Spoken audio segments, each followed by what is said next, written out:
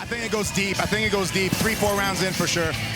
Yeah, I mean, he took a hell of a beating from Ricardo Prasel and came back and won. Look, those are the numbers up on screen. 201 centimetres height, but that plays 194. De Vries, well, not a small lad at all, but he's always happy, always smiling, always laid back. Referee is giving instructions. This is for the KSW Heavyweight Championship title of the world. And our two protagonists, Ricardo Prasel fighting blue from Brazil, takes on the UK's Phil de Vries. Our reigning champion, defending that title for 7 rounds. And unusually for Phil, he splashed out and bought a pair of golden gloves, and you gotta love that. For me in this fight, I want to see Ricardo Prasel, who's been an underdog every time. He's nearly a 5-to-1 dog here. Uses striking to open up the BJJ. For Phil de Vries, is do what Phil does. Traditional Phil de Vries performance would do well here, I think, against Ricardo, but he's just got to avoid any chaotic scrambles or striking exchanges. Straight away, you see the height advantage that Prasel's got and the legs, so he can drop that low kick in. But look at that, de Vries doesn't waste any time. I mean, you know, Sozinski predicted this. What Phil does is he rushes in, bulls you up against the rope, and look at him topple Prasel and get on top. And this is where the beginning of the end starts. So this is the beginning of the beginning of the end. Christoph, what's going on here? Because this is just immediate from de Vries. Oh, very nice by Prasel. Very nice sweep right there. Prasel takes the leg this time, and Prasel drives de Vries down. This is new territory for the champ, but he's exposed himself here. You have to remember, Phil swept Narkun. Narkun couldn't hang here, and Narkun was in this exact same position early. Very good moves from Prasel, but Phil is easily able to overwhelm you here. So it's a championship bout we're looking at here, and the belt is on the line. And Prasel really in trouble here now, because the smothering technique that we see from Phil de Vries is starting to operate and starting to become apparent.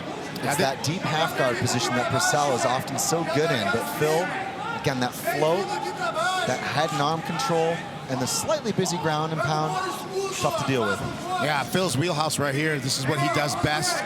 It's so heavy too. His hips are so heavy on top. It's so hard to get him off. Prasel's working everything he's got to get this reversal, but it's just not working. Prasel is so slippery, he really is, and those BJJ skills are great. Look at that, he closes the guard and just locks in the champion working from the top, trying to land shots. But Prasel has been here before, but those are punishing those body shots. And this is what de Vries does. I mean, it's like a pendulum on a clock. He just punches and hits and punches and hits, and now pushing his man up against the wire here.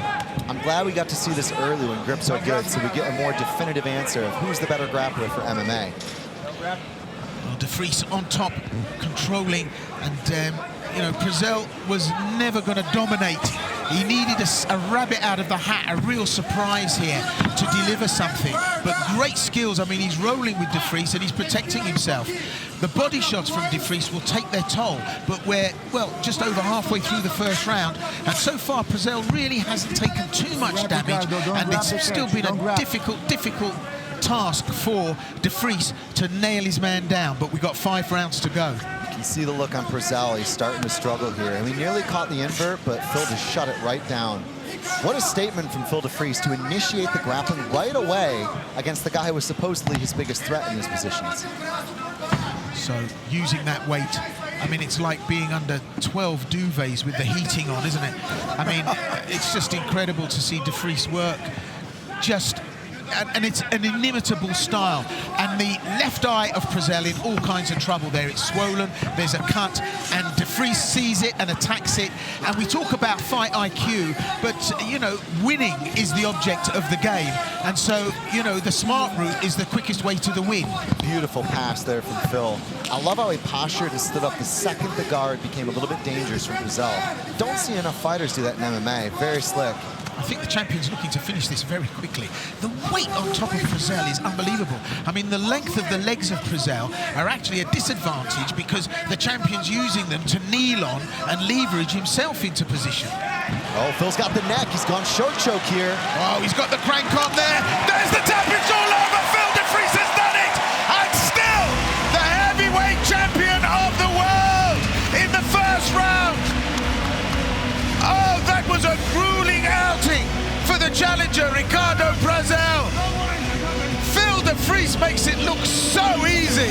And we'd accused him before of being slightly boring, you know, because it took him a time to wear his man down and then take the win. And all he's done really is just speed up, wearing his man down and taking the win. I mean, that's his answer to boring. That is the most emphatic win you'll see.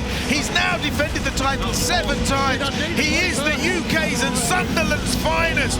Phil de Vries, and still the KSW heavyweight champion of the world. That's the performance that Phil de Vries needed. People had talked about his abilities. They said, yeah, we get it, it's effective, but is it attractive? I'm telling you right now, even Marcelo Garcia would have been proud of that short choke. Beautiful, look at this right here. Phil grabbed it, he went palm to palm. You can see how tight his head is around that choke.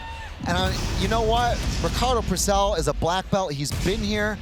But when it's that tight, that quickly underneath your neck, you've got one choice, Soshinsky, it's the tap. True, true. And it's all that stuff that Phil did leading up to this choke that got him this W. Ladies and gentlemen, your winner and